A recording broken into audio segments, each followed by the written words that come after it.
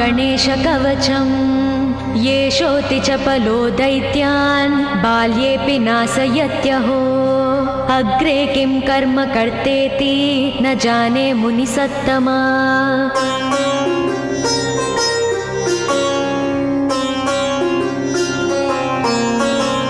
दैत्या नानाविधा दुष्टा साधुदेवद्रुमक्कला अतोऽस्य कण्ठे किञ्चित्यं रक्षां सम्बद्धुमर्णसि ध्यायेत् सिंहगतं विनायकममुं दिर्बाहुमध्ये युगे त्रात्रायां तु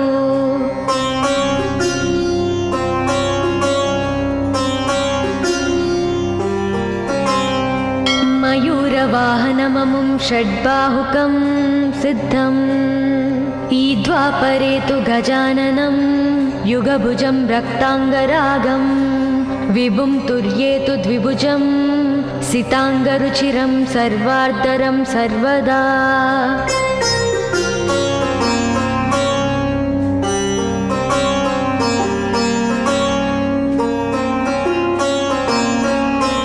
विनायकस्मिकां पातु परमात्मा परात्परः अतिसुन्दरकायस्तु मस्तकं सुमहोत्कटः ललाटं कश्यपः पातु भ्रूयुगं तु महोदरः नयने बालचन्द्रस्तु गजास्य श्रोष्ठपल्लवौ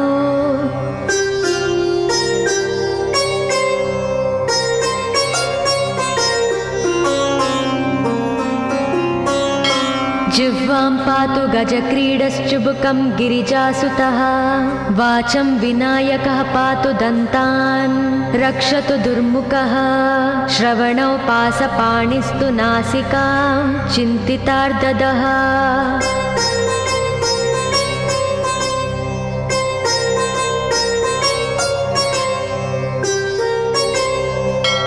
गणेशस्तु मुखं पातु कण्ठं पातु गणाधिपः स्कन्दौ पातु गजस्कन्दः स्तने विघ्नविनाशनः हृदयं गणनादस्तु हेरम्बो जठरं महान् धराधरः पातु पार्ष्णौ पृष्ठं विघ्नहरस्मुभः लिङ्गं गुह्यं सदा पातु वक्रतुण्डो महाबलः गजक्रीडो जानुजङ्गो ऊरु मङ्गलकीर्तिमान् एकदन्तो महाबुद्धिः पादौ गुल्पौ सदावतु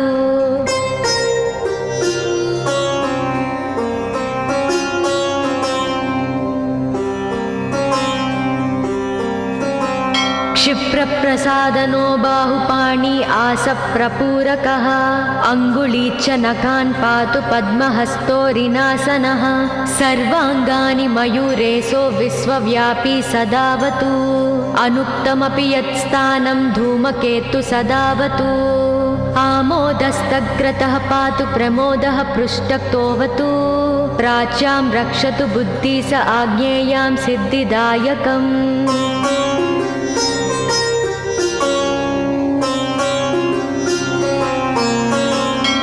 दक्षिणस्यामुमाप्लुतो नैव्युतां तु गणेश्वरः प्रतीच्यां विघ्नहर्ता व्याध्याययां गजकर्णकः कौबेर्यां निधिपः पायादीशान्याविसनन्दनः दिवा व्यादेकदन्तस्तु रात्रौ सन्ध्यासु यः विघ्नहृत् राक्षसासुरबेताళग्रहभूतपिशाचतः पाशाङ्कुशधरः पातु रजस्तत्त्वमसुत्रुति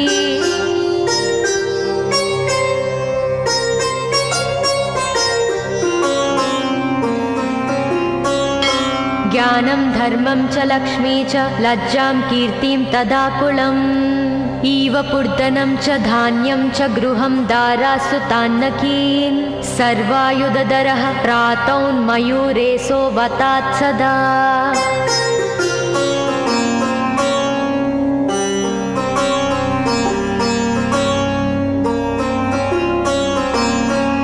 कपिलो जानुकं पातु गजास्वान् विकटोऽवतु भूर्जपत्रे लिखित्वेदं यः कण्ठे धारयेत् सुधीः न भयं जायते तस्य यक्षरक्षः पिशाचतः त्रिसन्ध्यं जपते यस्तु वज्रसारतनुर्भवेत् यात्राकाले पठेद्यस्तु निर्विघ्नेन फलं लभेत्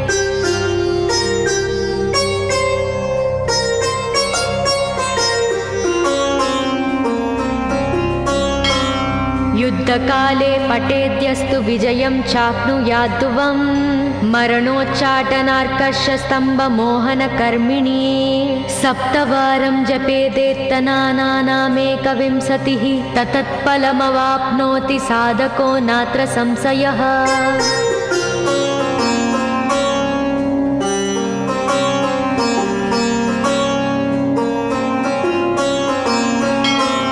एकविंशतिवारं च पठेत्तावदिनानि यः कारागृहगतं सद्यो राज्ञा व्यजं च मोचयोत्। राजदर्शनवेलायां पठेदेतत्त्रिवारतः स राजानं वंशं नीत्वा प्रकृतिर्च सम्भां जयेत्। इदं गणेशकवचं कश्यपेन सविरितम्।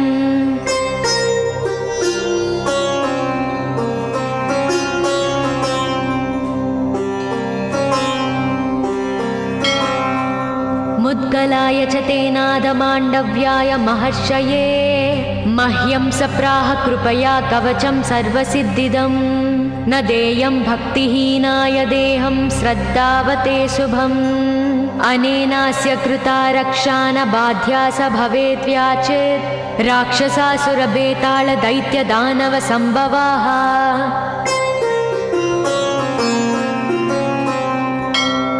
इति श्रीगणेशपुराणे श्रीगणेशकवचं सम्पूर्णम्।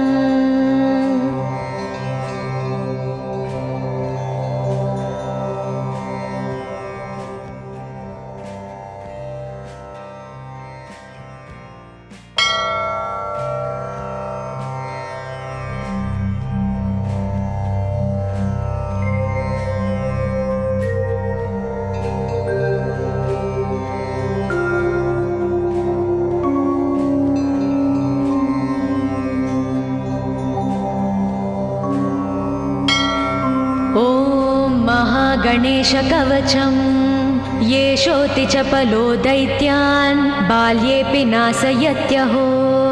अग्रे किं कर्म कर्तेति न जाने मुनिसत्तमा।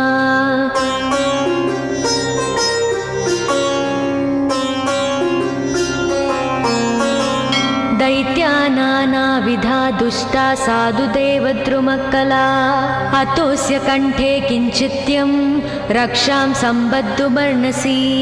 ध्यायेत् सिंहगतं विनायकममुं दिर्बाहुमध्ये युगे त्रात्रायां तु।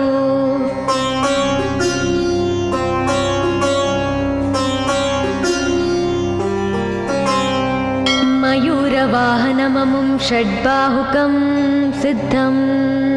ईद्वापरे तु गजाननं युगभुजं रक्ताङ्गरागं विभुं तुर्ये तु द्विभुजं सिताङ्गरुचिरं सर्वार्धरं सर्वदा।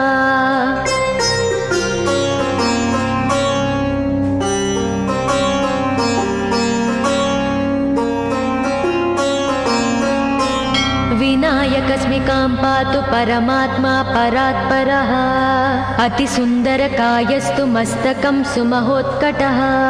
ललाटं कश्यपः पातु भ्रूयुगं तु महोदरः। नयने बालचन्द्रस्तु गजास्य स्रोष्ठपल्लवौ।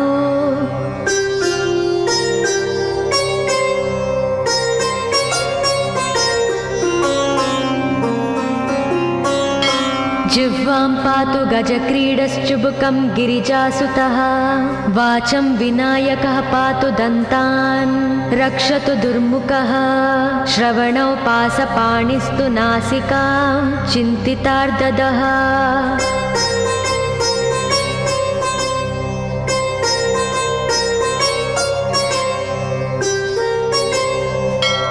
गणेशस्तु मुखं पातु कण्ठं पातु गणाधिपः। स्कन्दौ पातु गजस्कन्दः स्तने विघ्नविनाशनः। हृदयं गणनादस्तु हेरम्बो जठरं महान्। धराधरः पातु पार्ष्णौ पृष्ठं विघ्नहरस्मुभः। लिङ्गं गुह्यं सदा पातु वक्रतुण्डो महाबलः। गजक्रीडो जानुजङ्गो ऊरु मङ्गलकीर्तिमान्। एकदन्तो महाबुद्धिः पादौ गुल्पौ सदावतु।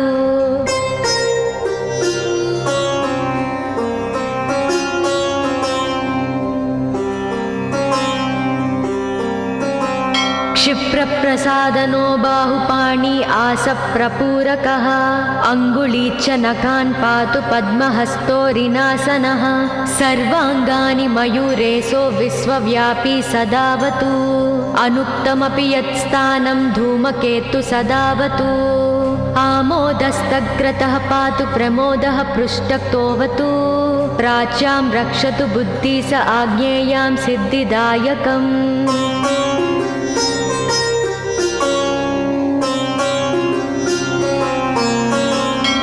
दक्षिणस्यामुमाप्लुतो नैव्युतां तु गणेश्वरः प्रतीच्यां विघ्नहर्ता व्याध्याययां गजकर्णकः कौबेर्यां निधिपः पायादीशान्याविसनन्दनः दिवा व्यादेकदन्तस्तु रात्रौ सन्ध्यासु यः विघ्नहृत् राक्षसासुरबेताళग्रहभूतपिशाचतः पासाङ्कुशधरः पातु रजस्तत्त्वमसुत्रुती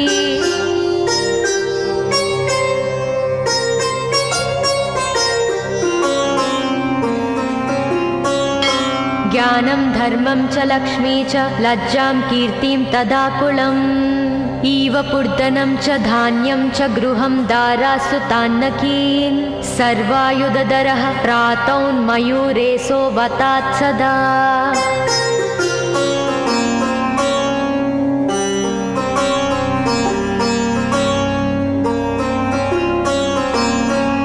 कपिलो जानुकम्पातु गजास्वान् विकटोऽवतु भूर्जपत्रे लिखित्वेदं यः कण्ठे धारयेत् सुधीः न भयं जायते तस्य यक्षरक्षः पिशाचतः त्रिसन्ध्यं जपते यस्तु वज्रसारतनुर्भवेत् यात्राकाले पठेद्यस्तु निर्विघ्नेन फलं लभेत्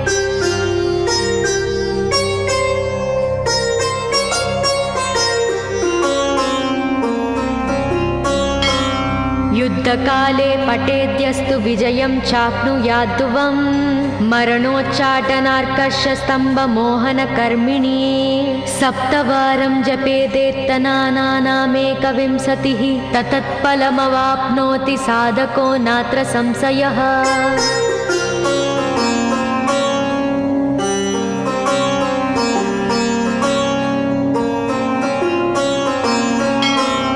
एकविंशतिवारं च पठेत्तावदिनानि यः कारागृहगतं सद्यो राज्ञा व्यजं च मोचयोत् राजदर्शनवेलायां पठेदेतत्त्रिवारतः स राजानं वंशं नीत्वा प्रकृतिर्च सम्भाजयेत् इदं गणेशकवचं कश्यपेन सविरितम्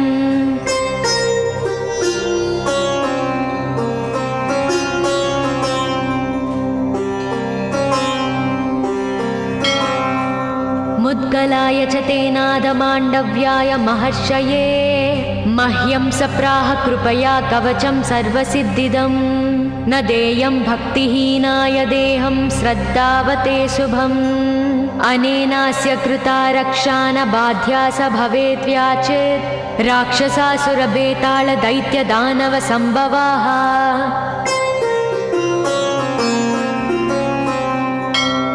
इति श्रीगणेशपुराणे श्रीगणेशकवचं सम्पूर्णम्।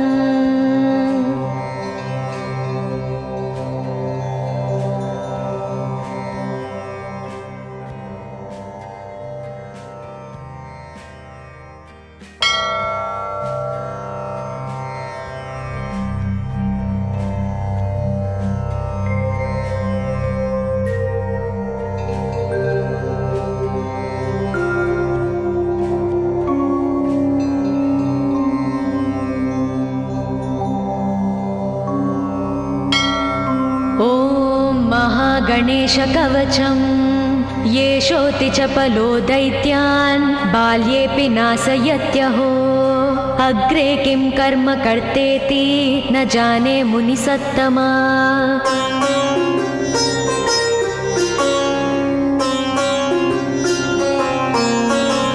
दैत्या नानाविधा दुष्टा साधुदेवद्रुमकला अतोऽस्य कण्ठे किञ्चित्यं रक्षां सम्बद्धुमर्णसि ध्यायेत् सिंहगतं विनायकममुं दिर्बाहुमध्ये युगे त्रात्रायां तु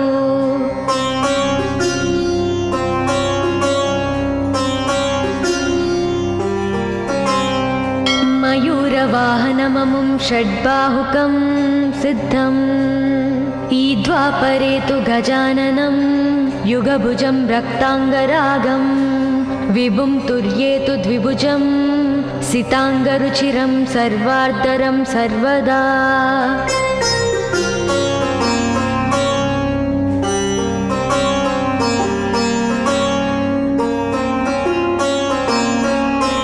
विनायकस्मिकां पातु परमात्मा परात्परः अतिसुन्दरकायस्तु मस्तकं सुमहोत्कटः ललाटं कश्यपः पातु भ्रूयुगं तु महोदरः नयने बालचन्द्रस्तु गजास्य श्रोष्ठपल्लवौ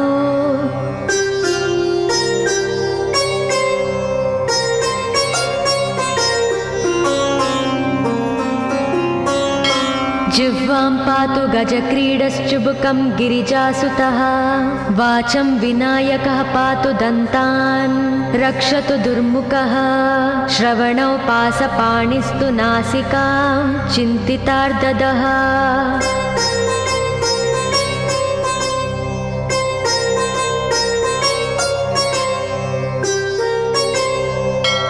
गणेशस्तु मुखं पातु कण्ठं पातु गणाधिपः स्कन्दौ पातु गजस्कन्दः स्तने विघ्नविनाशनः हृदयं गणनादस्तु हेरम्बो जठरं महान् धराधरः पातु पार्ष्णौ पृष्ठं विघ्नहरस्मुभः लिङ्गं गुह्यं सदा पातु वक्रतुण्डो महाबलः गजक्रीडो जानुजङ्गो ऊरु मङ्गलकीर्तिमान् एकदन्तो महाबुद्धिः पादौ गुल्पौ सदावतु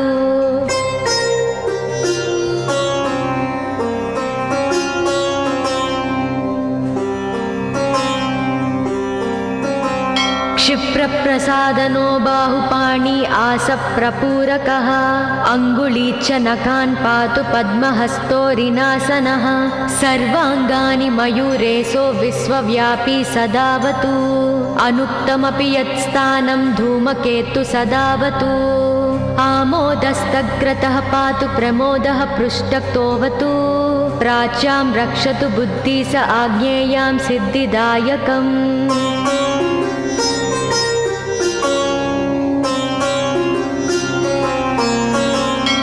दक्षिणस्यामुमाप्लुतो नैव्युतां तु गणेश्वरः प्रतीच्यां विघ्नहर्ता व्याध्याययां गजकर्णकः कौबेर्यां निधिपः पायादीशान्याविसनन्दनः दिवा व्यादेकदन्तस्तु रात्रौ सन्ध्यासु यः विघ्नहृत् राक्षसासुरबेतालग्रह भूतपिशाचतः पाशाङ्कुशधरः पातु रजस्तत्त्वमसुत्रुति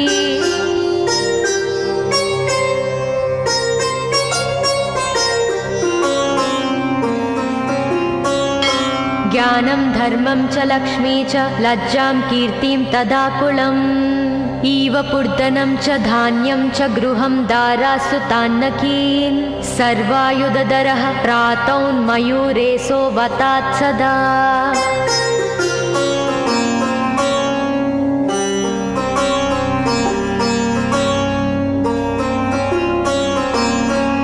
कपिलो जानुकं पातु गजास्वान् विकटोऽवतु भूर्जपत्रे लिखित्वेदं यः कण्ठे धारयेत् सुधीः न भयं जायते तस्य यक्षरक्षः पिशाचतः त्रिसन्ध्यं जपते यस्तु वज्रसारतनुर्भवेत् यात्राकाले पठेद्यस्तु निर्विघ्नेन फलं लभेत्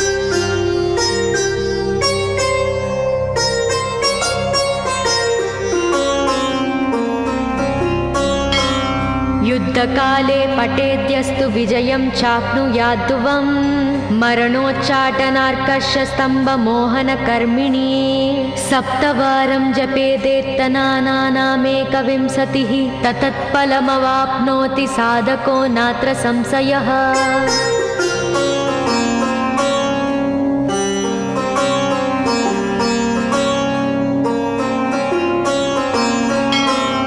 एकविंशतिवारं च पठेत्तावदिनानि यः कारागृहगतं सद्यो राज्ञा व्यदं च मोचयोत् राजदर्शनवेलायां पठेदेतत् त्रिवारतः स राजानं वंशं नीत्वा प्रकृतिर्च सम्भाञ्जयेत् इदं गणेशकवचं कश्यपेन सविरितम्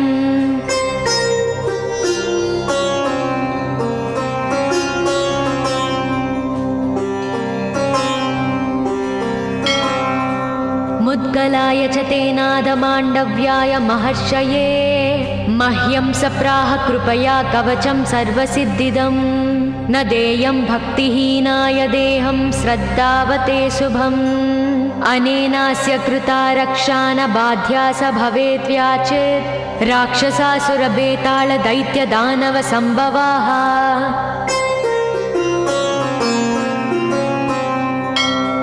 इति श्रीगणेशपुराणे श्रीगणेशकवचं सम्पूर्णम्।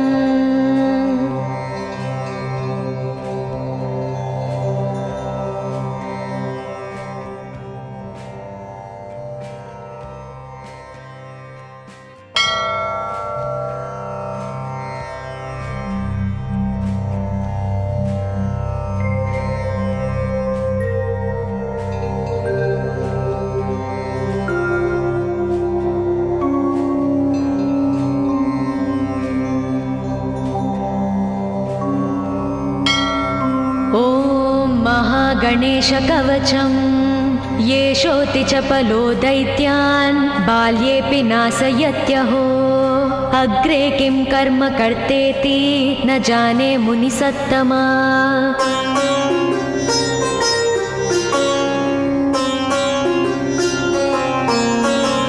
दैत्या नानाविधा दुष्टा साधुदेवद्रुमक्कला अतोऽस्य कण्ठे किञ्चित्यं रक्षां सम्बद्धुमर्णसि ध्यायेत् सिंहगतं विनायकममुं दिर्बाहुमध्ये युगे त्रात्रायां तु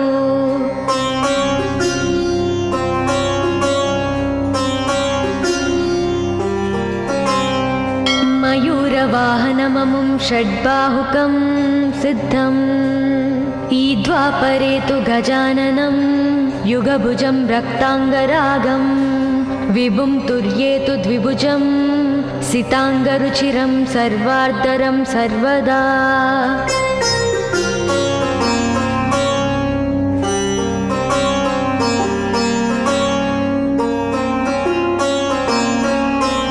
विनायकस्मिकां पातु परमात्मा परात्परः अतिसुन्दरकायस्तु मस्तकं सुमहोत्कटः ललाटं कश्यपः पातु भ्रूयुगं तु महोदरः नयने बालचन्द्रस्तु गजास्य श्रोष्ठपल्लवौ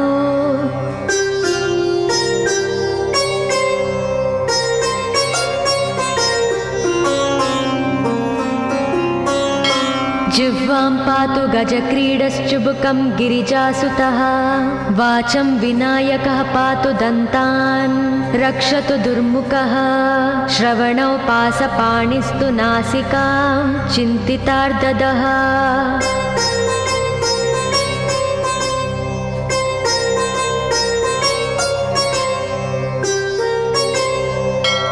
गणेशस्तु मुखं पातु कण्ठं पातु गणाधिपः स्कन्दौ पातु गजस्कन्दः स्तने विघ्नविनाशनः हृदयं गणनादस्तु हेरम्बो जठरं महान् धराधरः पातु पार्ष्णौ पृष्ठं विघ्नहरस्मुभः लिङ्गं गुह्यं सदा पातु वक्रतुण्डो महाबलः गजक्रीडो जानुजङ्गो ऊरु मङ्गलकीर्तिमान् एकदन्तो महाबुद्धिः पादौ गुल्पौ सदावतु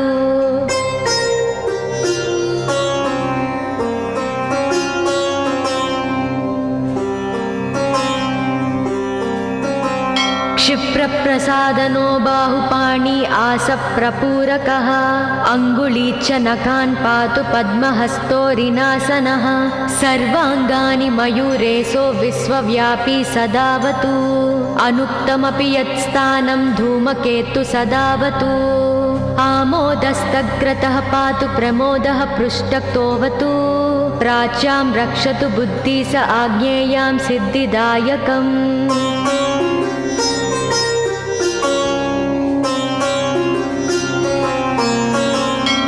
दक्षिणस्यामुमाप्लुतो नैव्युतां तु गणेश्वरः प्रतीच्यां विघ्नहर्ता व्याध्याययां गजकर्णकः कौबेर्यां निधिपः पायादीशान्याविसनन्दनः दिवा व्यादेकदन्तस्तु रात्रौ सन्ध्यासु यः विघ्नहृत् राक्षसासुरबेताళग्रहभूतपिशाचतः पासाङ्कुशधरः पातु रजस्तत्त्वमसुत्रुती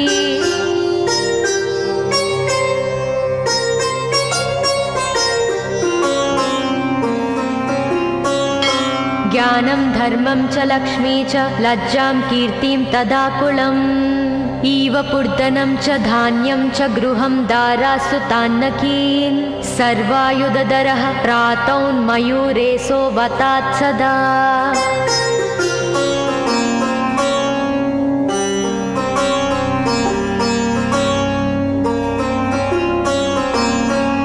कपिलो जानुकम्पातु गजास्वान् विकटोऽवतु भूर्जपत्रे लिखित्वेदं यः कण्ठे धारयेत् सुधीः न भयं जायते तस्य यक्षरक्षः पिशाचतः त्रिसन्ध्यं जपते यस्तु वज्रसारतनुर्भवेत् यात्राकाले पठेद्यस्तु निर्विघ्नेन फलं लभेत्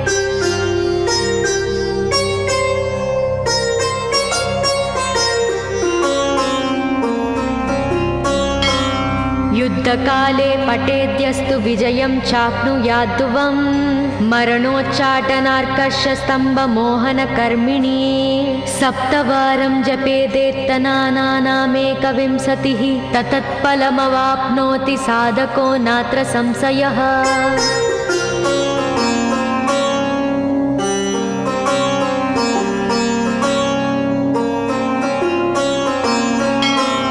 एकविंशतिवारं च पठेत्तावदिनानि यः कारागृहगतं सद्यो राज्ञा व्यजं च मोचयोत् राजदर्शनवेलायां पठेदेतत्त्रिवारतः स राजानं वंशं नीत्वा प्रकृतिर्च सम्भां जयेत् इदं गणेशकवचं कश्यपेन सविरितम्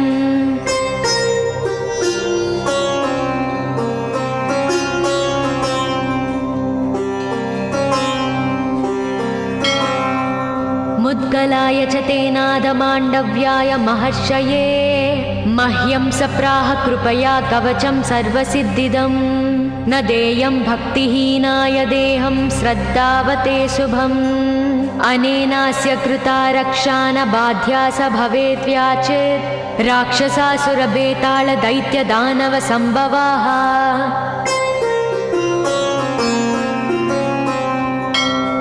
इति श्रीगणेशपुराणे श्रीगणेशकवचं सम्पूर्णम्।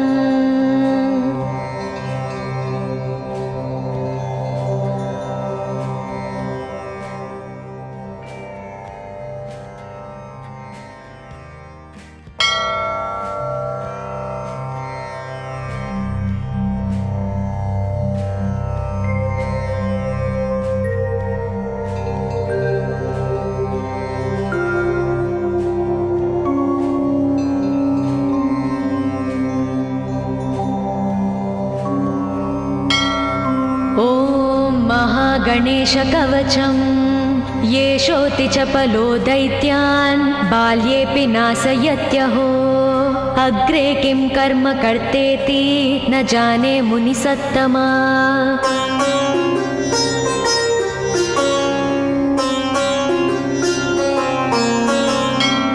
दैत्यानानाविधा दुष्टा साधुदेवद्रुमकला अतोऽस्य कण्ठे किञ्चित्यं रक्षां सम्बद्धुमर्णसि ध्यायेत् सिंहगतं विनायकममुं दिर्बाहुमध्ये युगे त्रात्रायां तु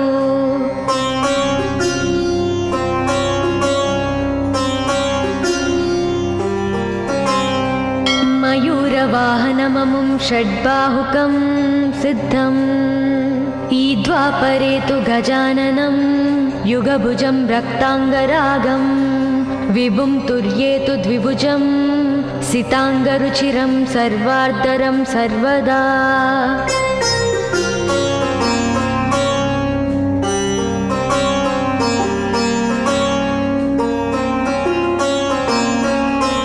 विनायकस्मिकां पातु परमात्मा परात्परः। अतिसुन्दरकायस्तु मस्तकं सुमहोत्कटः। ललाटं कश्यपः पातु भ्रूयुगं तु महोदरः। नयने बालचन्द्रस्तु गजास्य श्रोष्ठपल्लवौ।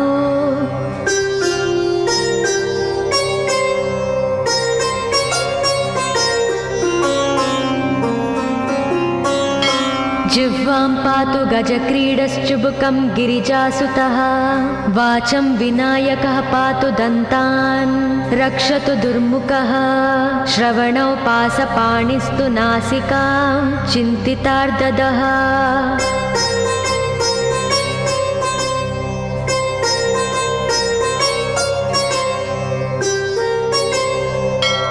गणेशस्तु मुखं पातु कण्ठं पातु गणाधिपः। स्कन्दौ पातु गजस्कन्दः स्तने विघ्नविनाशनः। हृदयं गणनादस्तु हेरम्बो जठरं महान्। धराधरः पातु पार्ष्णौ पृष्ठं विघ्नहरस्मुभः। लिङ्गं गुह्यं सदा पातु वक्रतुण्डो महाबलः। गजक्रीडो जानुजङ्गो ऊरु मङ्गलकीर्तिमान्। एकदन्तो महाबुद्धिः पादौ गुल्पौ सदावतु।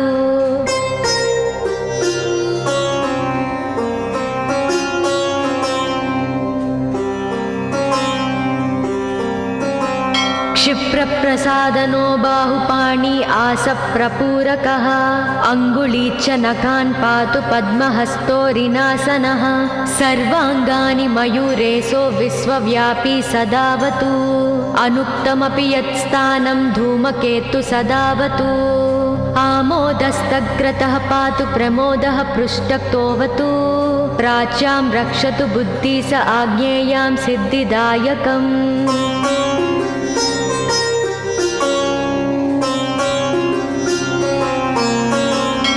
दक्षिणस्यामुमाप्लुतो नैव्युतां तु गणेश्वरः। प्रतीच्यां विघ्नहर्ता व्याध्याययां गजकर्णकः। कौबेर्यां निधिपः पायादीशान्याविसनन्दनः। दिवा व्यादेकदन्तस्तु रात्रौ सन्ध्यासु यः विघ्नहृत्। राक्षसासुरभेतालग्रह भूतपिशाचतः। पाशाङ्कुशधरः पातु रजस्तत्त्वमसुत्रुति।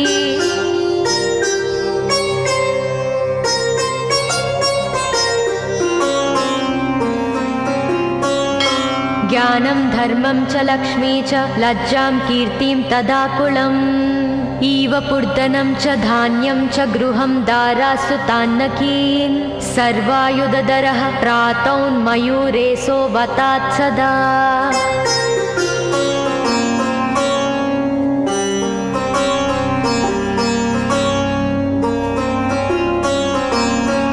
कपिलो जानुकं पातु गजास्वान् विकटोऽवतु।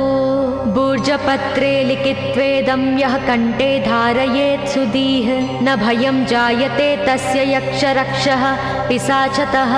त्रिसन्ध्यं जपते यस्तु वज्रसारतनुर्भवेत्। यात्राकाले पठेद्यस्तु निर्विघ्नेन फलं लभेत्।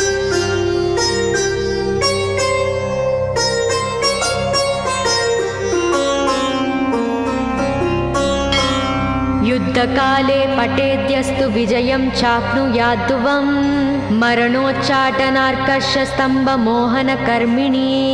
सप्तवारं जपेदेत्तनानामेकविंशतिः। ततत्फलमवाप्नोति साधको नात्र संशयः।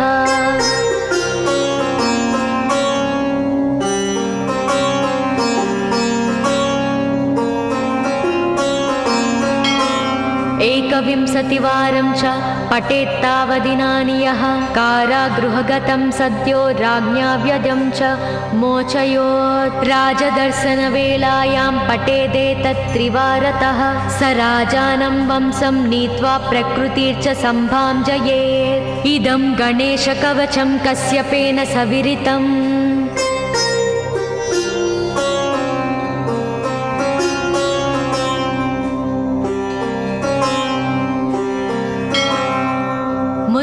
रुद्राय च तेनादमाण्डव्याय महर्षये मह्यं सप्राह कृपया कवचं सर्वसिद्धिदम् न देयं भक्तिहीनाय देहं श्रद्धावते शुभम् अनेनास्य कृता रक्षा न बाध्या स भवेद्व्याचेत् राक्षसासुरबेताल दैत्यदानव सम्भवाः।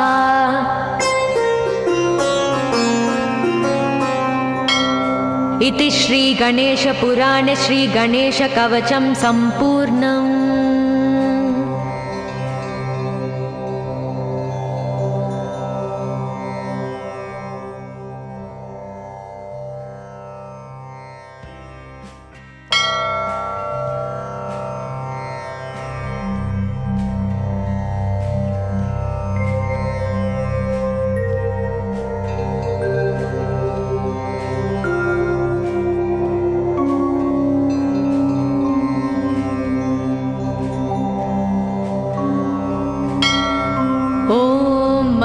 गणेशकवचं येषोऽति चपलो दैत्यान् बाल्येऽपि नाशयत्यहो अग्रे किं कर्म कर्तेति न जाने मुनिसत्तमा।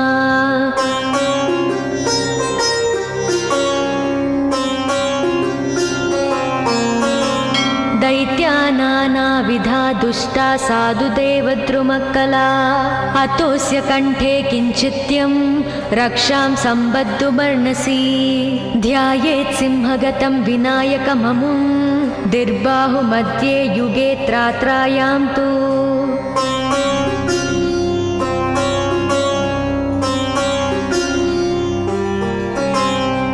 मयूरवाहनममुं षड्बाहुकं सिद्धम् ईद्वापरे तु गजाननं युगभुजं रक्ताङ्गरागं विभुं तुर्ये तु द्विभुजं सिताङ्गरुचिरं सर्वार्धरं सर्वदा।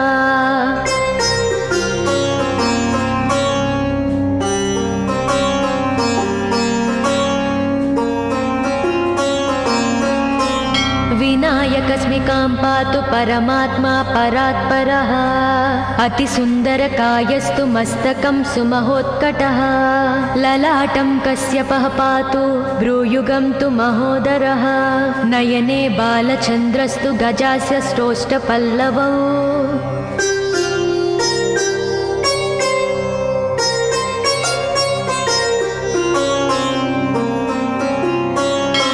जिह्वां पातु गजक्रीडश्चुबुकं गिरिजासुतः वाचं विनायकः पातु दन्तान् रक्षतु दुर्मुखः श्रवणौ पासपाणिस्तु नासिकां चिन्तितार्ददः।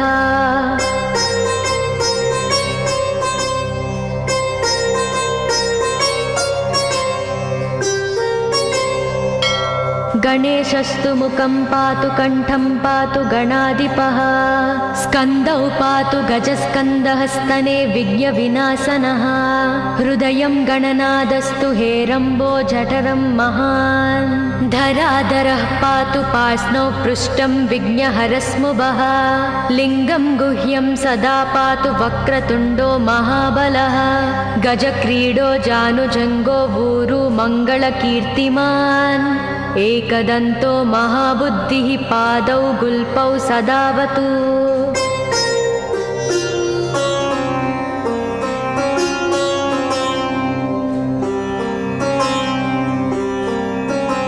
क्षिप्रप्रसादनो बाहुपाणि आसप्रपूरकः अङ्गुलीच्च नखान् पातु पद्महस्तोरिनासनः सर्वाङ्गानि मयूरेशो विश्वव्यापी सदावतु अनुक्तमपि यत्स्थानं धूमकेतु सदावतु आमोदस्तग्रतः पातु प्रमोदः पृष्ठक्तोऽवतु प्राच्यां रक्षतु बुद्धि स आज्ञेयां सिद्धिदायकम्।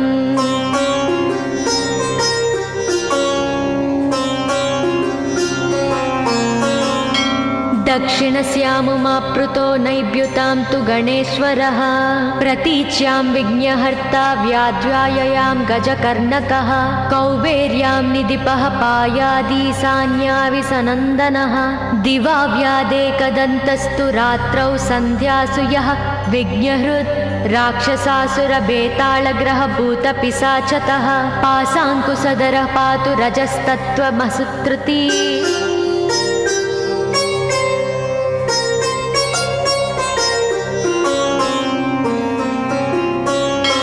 ज्ञानं धर्मं च लक्ष्मी च लज्जां कीर्तिं तदाकुलम् इव पूर्धनं च धान्यं च गृहं दारासु तान्नकीन् सर्वायुधधरः प्रातौन्मयूरेशो वतात् सदा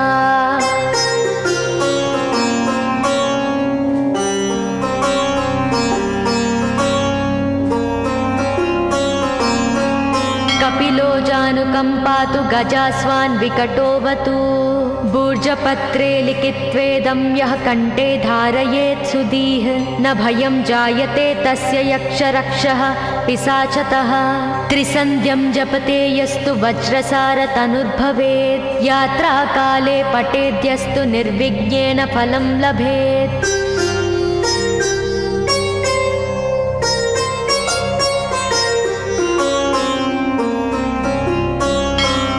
युद्धकाले पठेद्यस्तु विजयं चाप्नुयाद्ध्रुवम् मरणोच्चाटनार्कर्षस्तम्भमोहनकर्मिणी सप्तवारं जपेदेत्तनानामेकविंशतिः ततत्फलमवाप्नोति साधको नात्र संशयः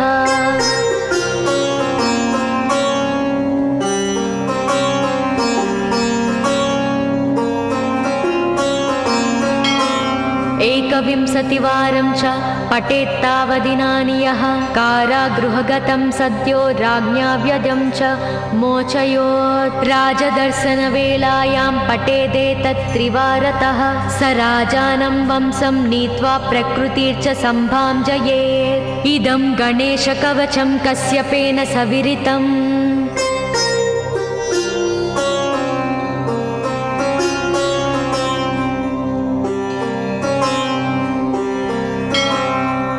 मुद्गलाय च तेनादमाण्डव्याय महर्षये मह्यं सप्राह कृपया कवचं सर्वसिद्धिदं न देयं भक्तिहीनाय देहं श्रद्धावते शुभम् अनेनास्य कृता रक्षा न बाध्या स भवेद्व्याचेत् राक्षसासुरबेताళदैत्यदानवसम्भवाः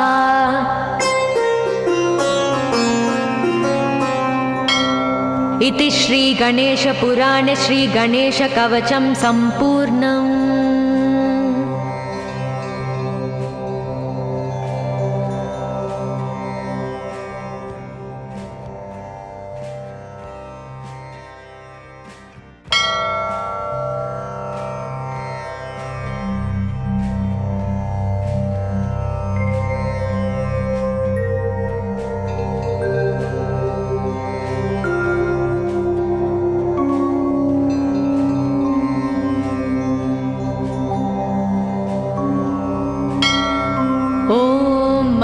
गणेशकवचं येषोऽति चपलो दैत्यान् बाल्येऽपि नाशयत्यहो अग्रे किं कर्म कर्तेति न जाने मुनिसत्तमा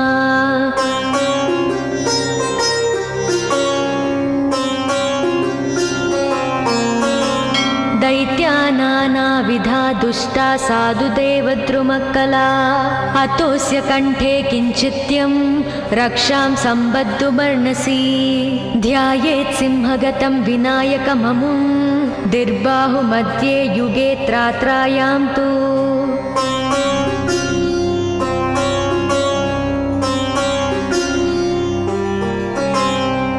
मयूरवाहनममुं षड्बाहुकं सिद्धम् ईद्वापरे तु गजाननं युगभुजं रक्ताङ्गरागं विभुं तुर्ये तु द्विभुजं सिताङ्गरुचिरं सर्वार्धरं सर्वदा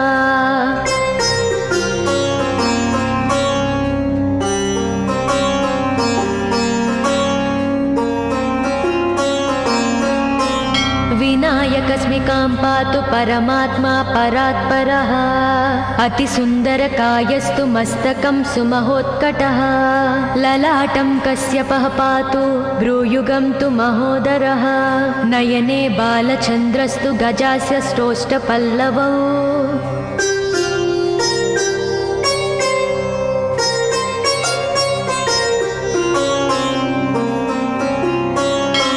जिह्वां पातु गजक्रीडश्चुबुकं गिरिजासुतः वाचं विनायकः पातु दन्तान् रक्षतु दुर्मुखः श्रवणौ पासपाणिस्तु नासिकां चिन्तितार्ददः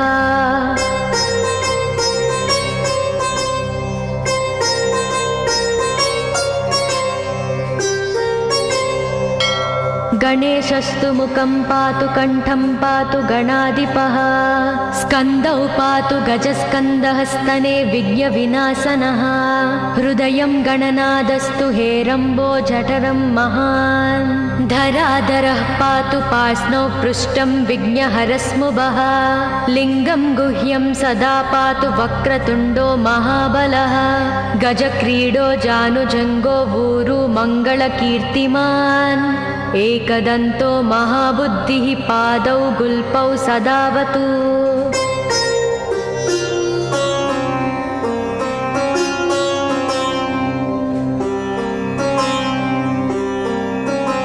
क्षिप्रप्रसादनो बाहुपाणि आसप्रपूरकः अङ्गुलीच्च नखान् पातु पद्महस्तोरिनासनः सर्वाङ्गानि मयूरेशो विश्वव्यापी सदावतु अनुक्तमपि यत्स्थानं धूमकेतु सदावतु आमोदस्तग्रतः पातु प्रमोदः पृष्ठतोऽवतु प्राच्यां रक्षतु बुद्धि स आज्ञेयां सिद्धिदायकम्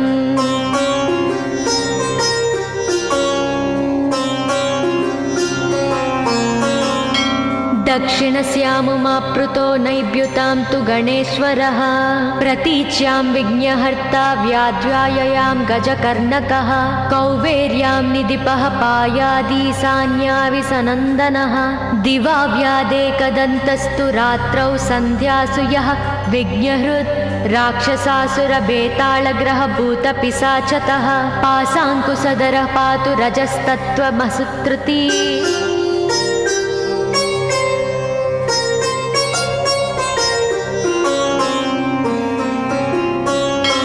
ज्ञानं धर्मं च लक्ष्मी च लज्जां कीर्तिं तदाकुलम् इव पूर्धनं च धान्यं च गृहं दारासु तान्नकीन् सर्वायुधधरः प्रातौन्मयूरेशो वतात् सदा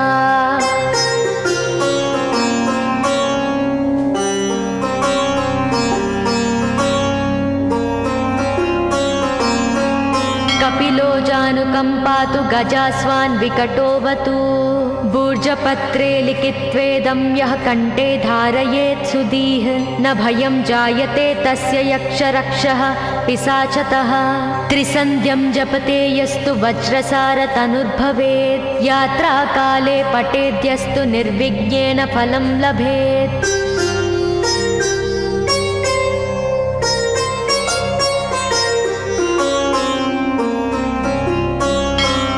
युद्धकाले पठेद्यस्तु विजयं चाप्नुयाद्ध्रुवम् मरणोच्चाटनार्कषस्तम्भमोहनकर्मिणी सप्तवारं जपेदेत्तनानामेकविंशतिः ततत्फलमवाप्नोति साधको नात्र संशयः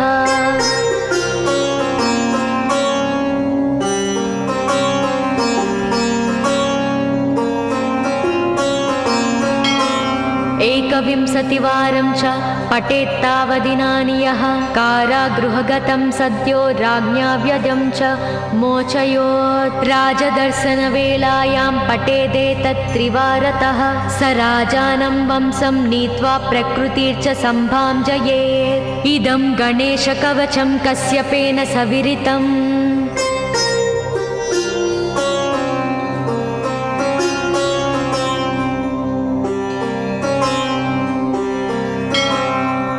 मुद्गलाय च तेनादमाण्डव्याय महर्षये मह्यं सप्राह कृपया कवचं सर्वसिद्धिदं न देयं भक्तिहीनाय देहं श्रद्धावते शुभम् अनेनास्य कृता रक्षा न बाध्या स भवेद्व्याचेत् राक्षसासुरबेताళदैत्यदानवसम्भवाः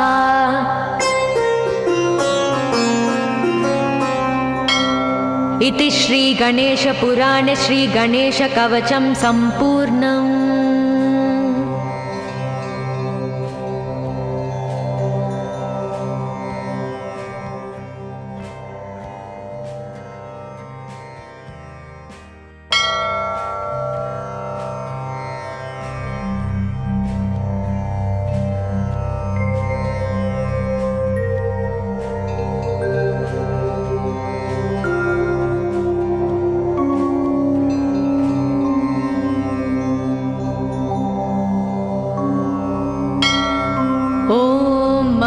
गणेशकवचम् येषोऽति चपलो दैत्यान् बाल्येऽपि नाशयत्यहो अग्रे किं कर्म कर्तेति न जाने मुनिसत्तमा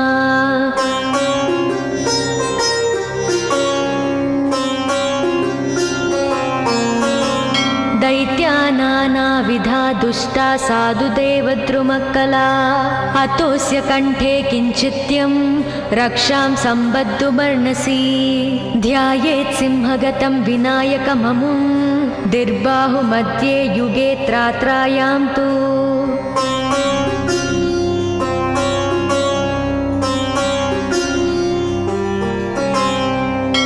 मयूरवाहनममुं षड्बाहुकं सिद्धम् ईद्वापरे तु गजाननं युगभुजं रक्ताङ्गरागं विभुं तुर्ये तु द्विभुजं सिताङ्गरुचिरं सर्वार्धरं सर्वदा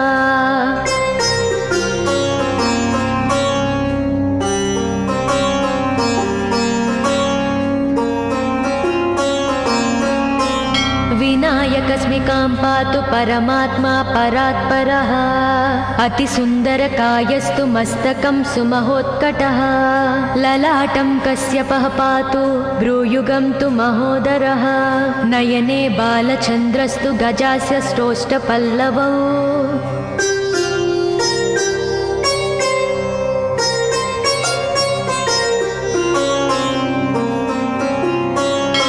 जिह्वां पातु गजक्रीडश्चुबुकं गिरिजासुतः वाचं विनायकः पातु दन्तान् रक्षतु दुर्मुखः श्रवणौ पासपाणिस्तु नासिकां चिन्तितार्ददः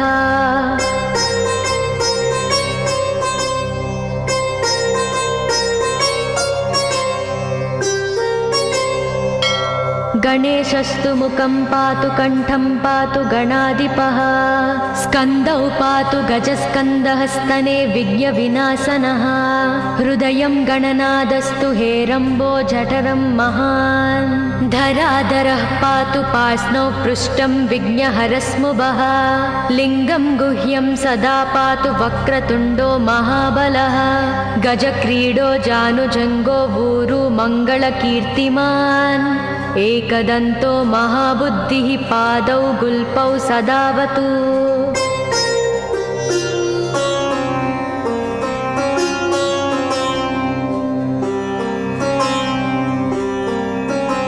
क्षिप्रप्रसादनो बाहुपाणि आसप्रपूरकः अङ्गुलीच्च नखान् पातु पद्महस्तोरिनासनः सर्वाङ्गानि मयूरेशो विश्वव्यापी सदावतु अनुक्तमपि यत्स्थानं धूमकेतु सदावतु आमोदस्तग्रतः पातु प्रमोदः पृष्ठतोऽवतु प्राच्यां रक्षतु बुद्धि स आज्ञेयां सिद्धिदायकम्